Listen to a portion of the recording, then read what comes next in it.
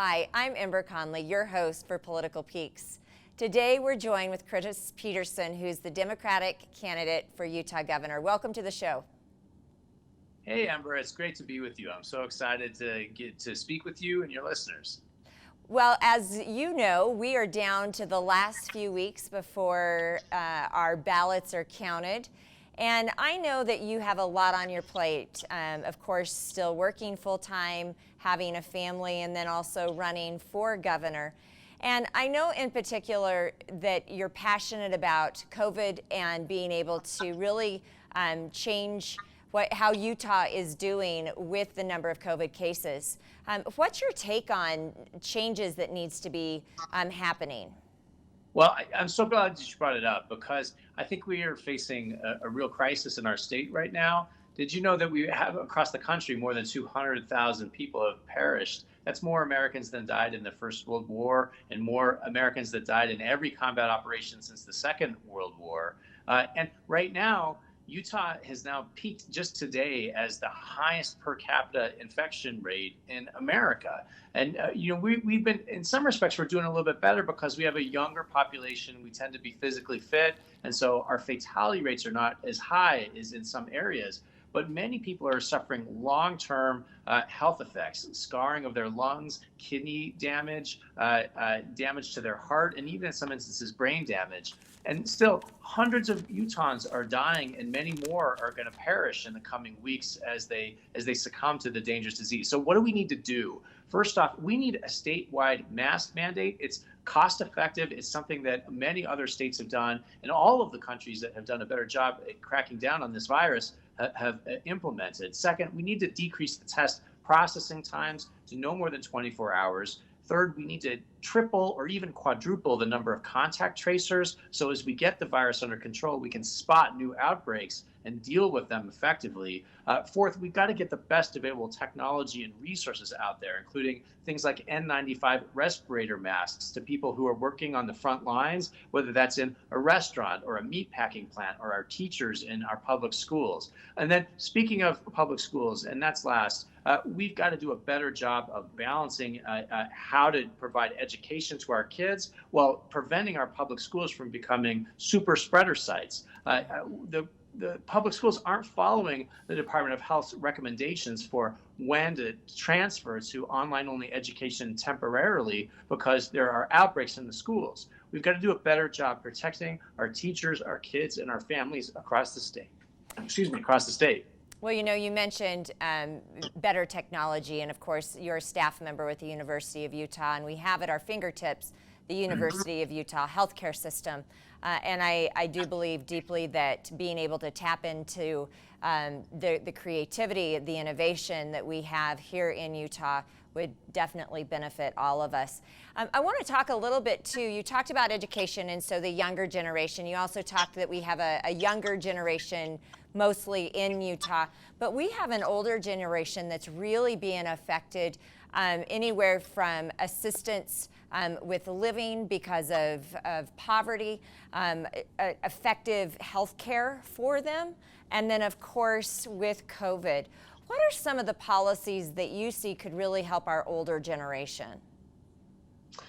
Sure. Well, one of the things that I worry about for our older generation, and I've been meeting with people all across the state, meeting after meeting, and I'm actually losing my voice.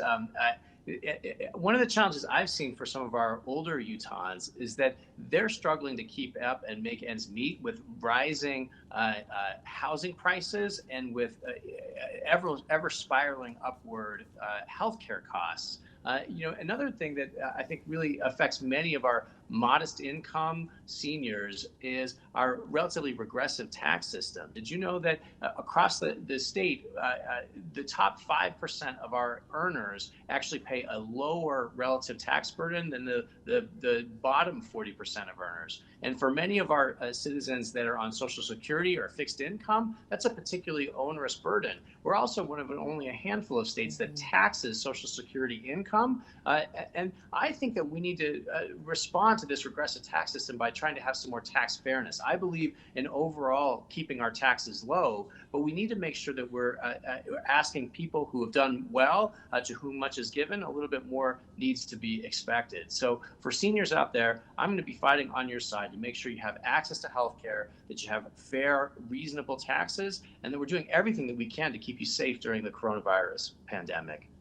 One of the things that I've seen with, of course, the election with the governor race has been just what you talked about, that that Democrats are typically seen as tax increase, and then of course our Republicans are seen as much more conservative for tax increases. But I also want to share that there's also been some controversy or some questions around your background, that you may not have had that full extent of a background to really truly be our governor. Talk with us around what your background is to lead the state. Sure. Well, I've been in the state, my family's been in this state a long time. My great-great-grandfather led a wagon train of 1,500 pioneers to Utah back in 1847. He became the public school superintendent, the chairman of Zion's Bank, and the Speaker of the House of Representatives, and a faith leader. I came from much more humble origins, that's true. I grew up in West Valley City. My mom was disabled and single. We had very limited income. Some of my earliest memories were pushing her around in her wheelchair in the grocery store. But I worked my way through college and eventually won a scholarship to law school, and decided that I wanted to focus on public service and lifting people up and making the world a better place. Turned down job opportunities at fancy law firms and big banks, and instead focused on just that, public service and teaching. I was one of the youngest ever associate deans of the law school, managing the educational mission of the state's public law school at the University of Utah. But also, I have a lot of government experience. My experience, of course, is in the federal government as opposed to state or local government. After the financial crisis, I had been writing about mortgage loans and some of the problems of high-cost mortgage lending. And I was invited to come back by the Obama administration to help set up the Consumer Financial Protection Bureau's enforcement office, which brought law enforcement cases that against banks and debt collectors, other financial businesses that had broken the law, primarily telling their customers things that weren't true. We returned over $12 billion in refunds and restitution to people all across America. About 10% of the adult population of our country received a refund in one of the cases that I worked on with my team.